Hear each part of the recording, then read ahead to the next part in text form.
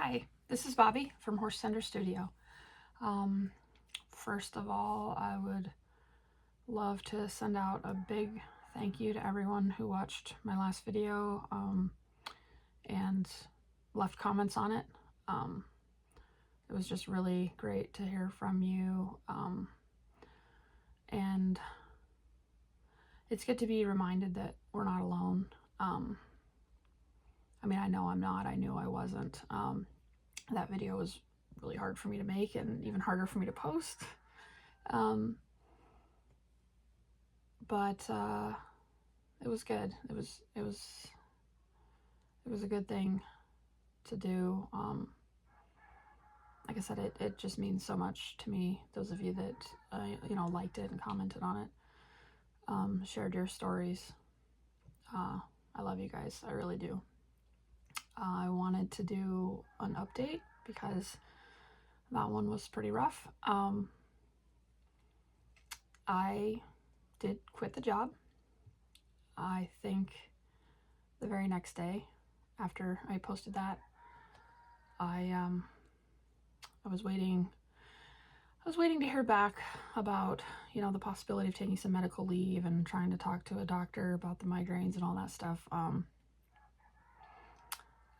And because I hadn't been there very long, that was denied, I guess, and that was kind of expected. It was kind of more of a formality on my part, because I was pretty sure I knew what was causing the migraines, just the bright lights, the stress, staring at computer screens all the time. I mean, all the time, all day, every day, 40 hours, whatever. But, I mean, I work under bright lights. There's a bright light right here. There's bright lights all over the studio so I can see what I'm doing. And that's never bothered me, and it still doesn't bother me. Happy to report that I haven't had a migraine since. I expected I wouldn't. So far, so good.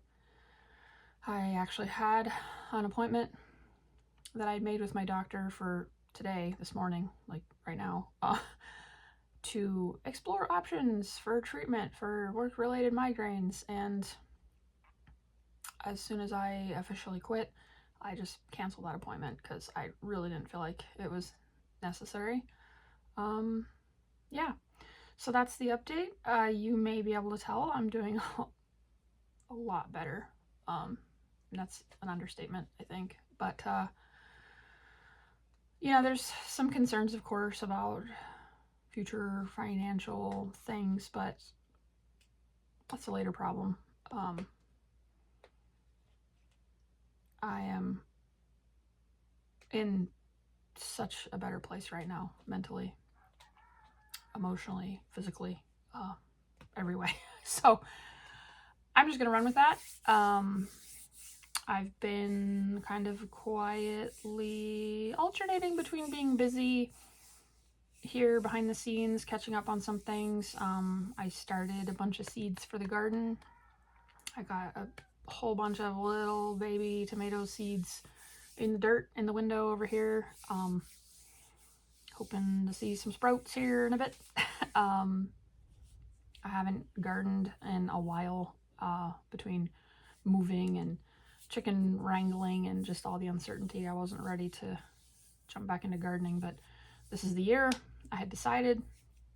So yeah, I've got, me, I've got a ridiculous amount of seeds started over there. I haven't done a count. I got little charts to tell me what I planted, but hundreds of tomato seedlings expected. But that's normal for me because when I was gardening, and kind of farming, gardening, that's what I do with my tomatoes is I start hundreds of seeds, and then I keep a bunch for the garden, and then I sell the rest.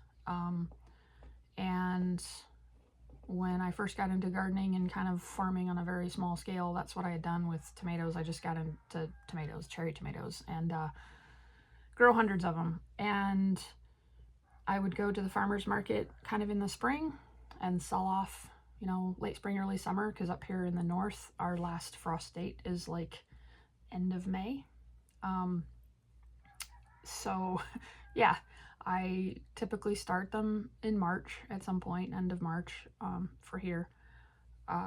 And so end of May, I should have a bunch of little tomato plants, and I'll hold some back for the garden. And then what I would do is go to the market pretty much just twice. This was in South Dakota many years ago. I'd go late spring, early summer and sell off all my extra little seedlings for other people to pop in the ground. And then I would go again in like late summer, early fall with my crop of tomatoes. I did that, I think 1 or 2 years. Wow, I think the power just blipped a bit. We just got a bunch of snow. And it's like heavy spring snow. So anyway, yeah. So I got a bunch of little baby tomatoes, little seeds planted yesterday and the day before, so that's fun. Kind of picking back up on my studio organization crusade, because right when I started this job, I had gotten kind of things figured out how I wanted to organize things with like laser materials in the studio and everything else. And so I had kind of torn everything apart. You can probably see remnants of the mess back here. Torn everything apart, you know, shelves and everything came down, and moving things around. And then I started the job. So everything has been solidly stuck in that it gets worse before it gets better stage of organization. So it's extra chaotic everywhere right now. So I've been having fun getting back to that, kind of working towards my vision of getting everything organized and making the spaces a lot more usable and shareable, because I do want to have some like crafty get together times, have people over. But yeah, just nobody needs to see this right now. Don't look. So yeah, that's the update from the last video and kind of the way things have been going. Things are going a lot better right now. And yeah, I thought that I would do an unboxing. It's not a total unboxing because these are new in-box Breyers that I bought on the shelf, so I know what they are. You're gonna see what they are, but I figure they've been kind of sitting here since just after Christmas. I got them on after Christmas clearance, and I managed to restrain myself and not like get everything, because I think last year, maybe the last couple years and other times, that's what I've done. I've gone into, you know, the stores that stock them for Christmas, and then after Christmas they mark them all down like buy one get one free type of deal. And yeah, last year I think I stocked up, and maybe the year before, but anyway, this time I was good. I only got a couple that I really wanted for myself or for reasons, but they've been sitting around in box since then because I was working and everything was insane, and I was just like, that's just where they're gonna be. So first up, we have this Western Horse and Rider set in the classic scale or Freedom series scale, 1/112 or dollhouse scale, whatever you want to call it. I had been, where do I open this? Okay. I had been window shopping for quite a while for a classic. I'm just going to keep saying classic. I know Breyer is calling them Freedom scale or whatever, but I'm just stuck in my head on calling them classic. So anyway, if I say that, that's what I mean. But I had been window shopping for a long time for a classic scale doll, because I have a few, okay, I have a few traditional scale dolls, but I don't have anything in classic scale, and I really like the classic scale horses.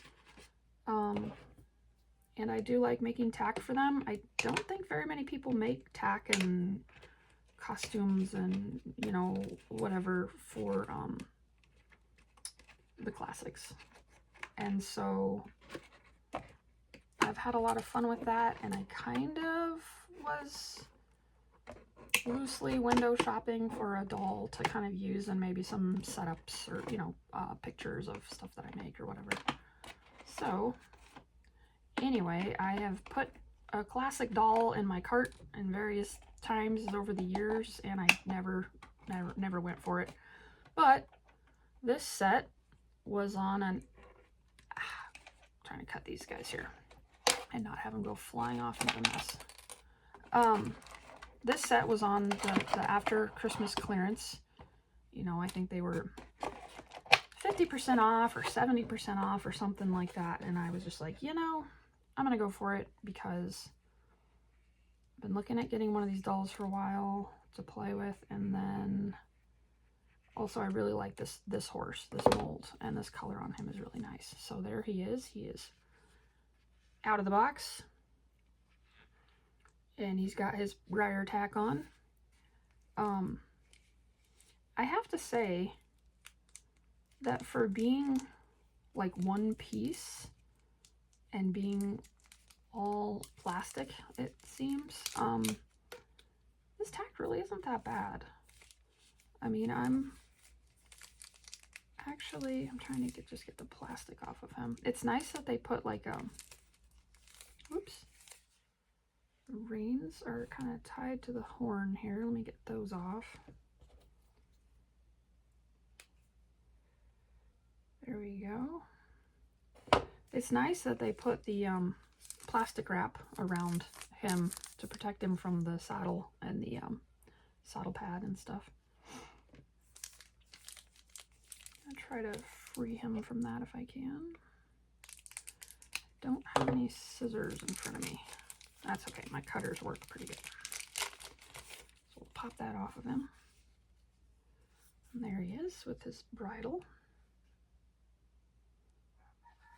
And the bridle's actually pretty nice too, I have to say. It kind of has that braided look to it.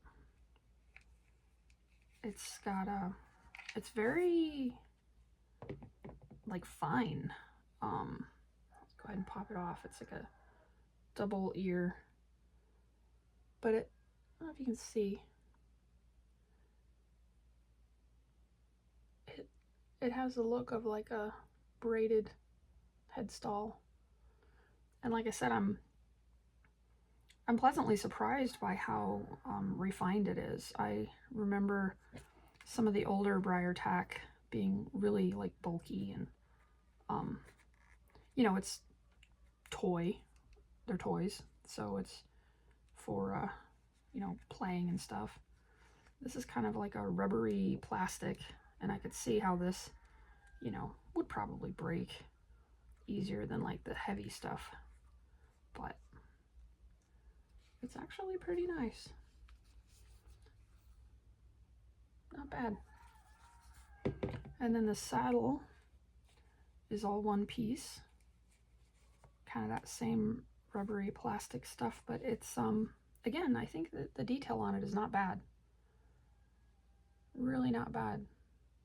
So much better than, you know, the Breyer tack from back in the day. All right, now we'll get the doll out. She is tied in there pretty good.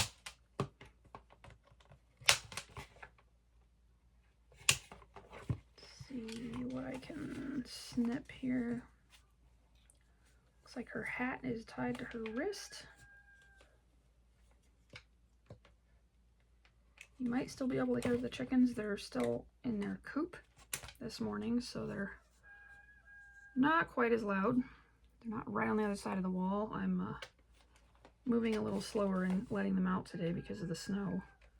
They're not going to want to come out with all the snow on the ground, so I'll either just I'll open the coop and let them have some fresh air, or if I'm extra generous, I'll shovel a little path or a yard for them to come out in. They're so funny. They just really don't like walking in snow. A lot of times they'll just jump over it if they can, but it's funny to go out and see spots where they've jumped and landed in the snow, because you get like the feet and the wings. Oh, they're so silly. All right, so here she is. She's cute.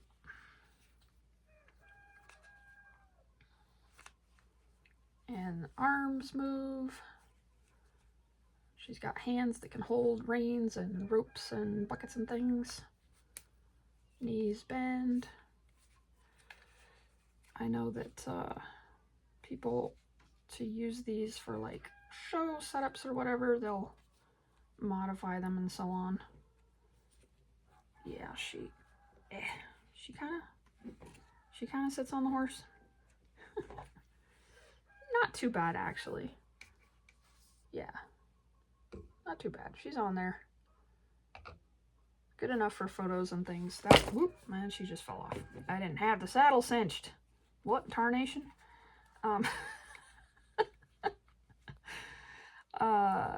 You know, that's really why I wanted one, was just for pictures. You know, pictures of like tack and just fun little setups and whatnot. I wasn't looking for a live show quality doll or anything like that, so this is totally fine. All right, I'm gonna set these guys aside here, and we will open up box number 2, which I also got at the after Christmas clearance, and that's this set here. The also classic or freedom scale, the Wild Mustang family. These were an exclusive special run for Tractor Supply, and I had my eye on them throughout the Christmas time and everything, because mainly because, like I said, I do like the classics. I'm gonna keep saying classic. But I really like the mare.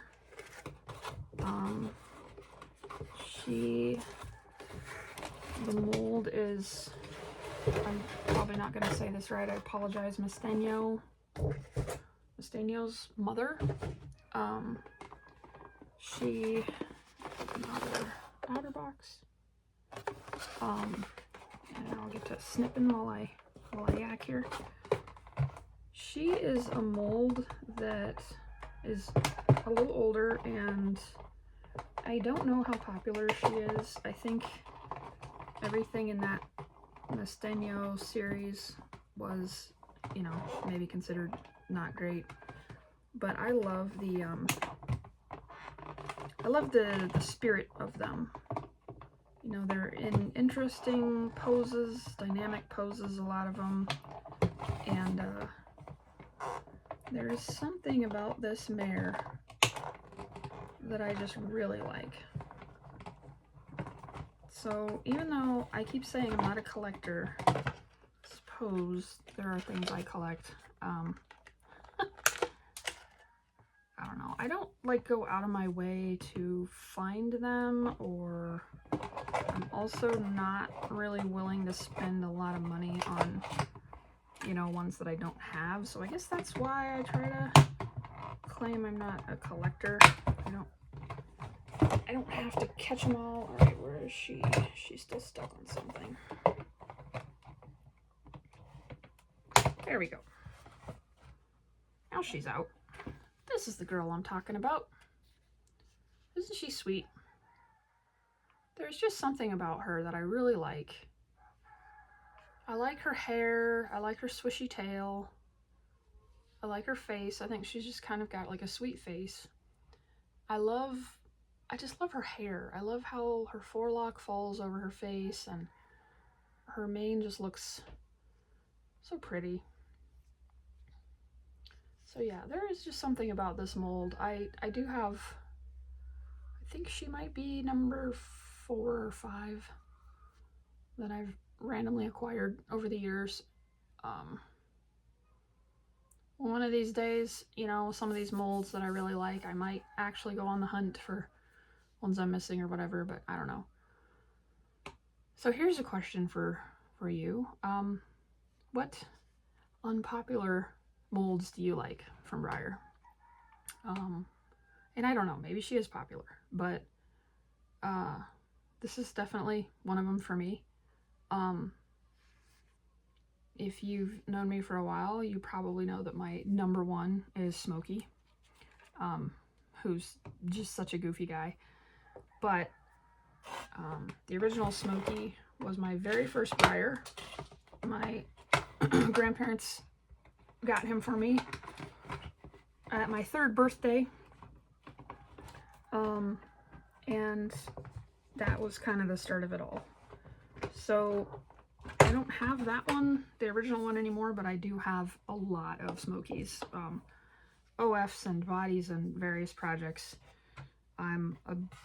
Smokey is like my biggest sentimental favorite, and he's a older, you know, wacky mold. But so yeah, Smokey, and then this little Mustang mare. So here's the stallion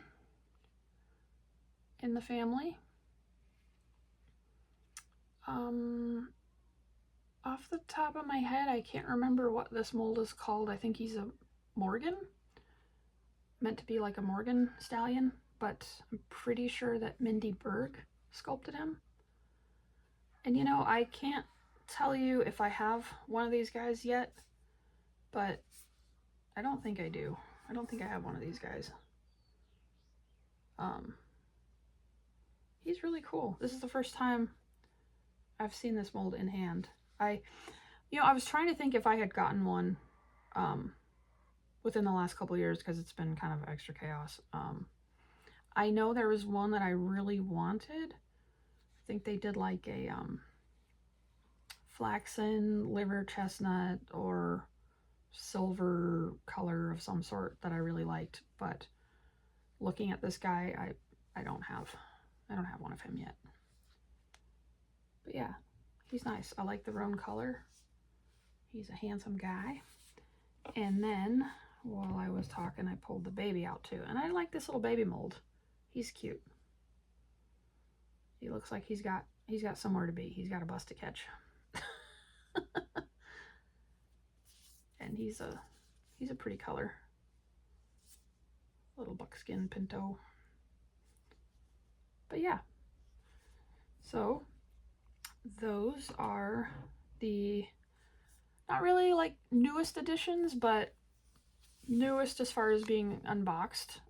I got them shortly after Christmas, and then they've just been kind of sitting here, and I thought I would finally free the ponies, and thought I'd go ahead and film it and give you guys an update, let you guys know that I'm doing better. And thanks so much for your support. I've got a lot of stuff planned, as always. I'd like to bring the vlog back. I guess this was a bit of a vlog also. Vlog/unboxing. But I've got a lot of stuff that I'd like to share that I'm working on. Coming attractions from the studio. I'm going to be wrapping up a bunch of things here in the next week or so. Hopefully next few days, but we'll see. And getting them posted to Etsy, so keep an eye out for that if you follow my Etsy shop. I'm going to be doing some new listings on there very soon. I just got to get some pictures and type up all the stuff. But yeah, that's it. I think I'll wrap it up. This one's getting kind of long again. This is what I do. And yeah, let me know what your what's your favorite Breyer mold that maybe isn't super popular. I'd love to hear about it. So let me know about that in the comments. And thanks again, guys, for everything. I love you guys. I hope you're doing well. See you in the next one. Bye.